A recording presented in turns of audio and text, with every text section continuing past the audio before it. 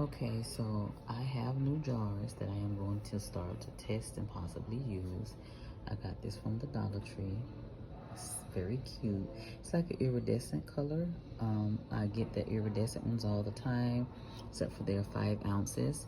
So what we're actually going to do right now is find out how much goes into this jar. Oftentimes when you're candle making, you can't look at a jar and say, oh, it's going to hold this and hold that. So to find out what, let's see, what this is gonna hold, as you can see, I'm trying to tear my scale, turn it back on. Tear this scale here, and it's at 0. Turn it back on again, and I'm gonna put this back on there, and I'm gonna put that at 0. This is what we want this to look like. I also have a cup of water. I'm gonna take this water and just pour it in here slowly. Let's see what we get.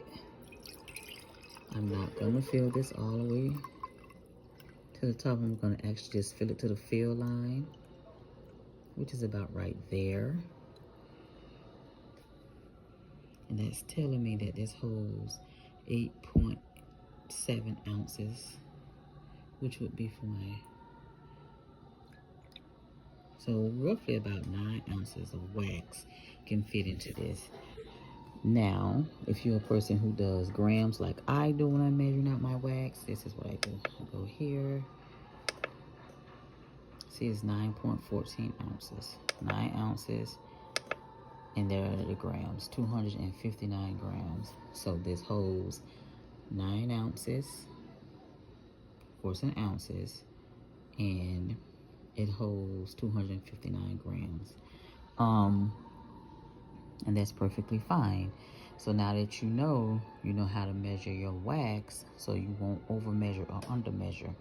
This is just one of the things that I do to get the correct measurement for the wax that's gonna go on the inside. And I like where this fill line is because I'm also gonna put a candle topper so it's not gonna overflow.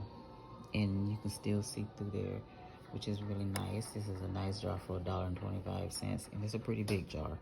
So next I'm gonna find out how big it is, how wide it is across the top. So I do have a ruler. Just pick this up as well.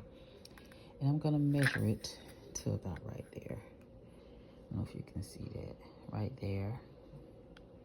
And as you see, it comes over. So it's about 2.5 inches across. So now I have to figure out which wig will fit this best. I think I know, but of course I'm gonna research it to be sure, and I'm gonna test it out. So these are just some of the things that you do to prep before you even get to making your candle. What you need to get at least halfway there.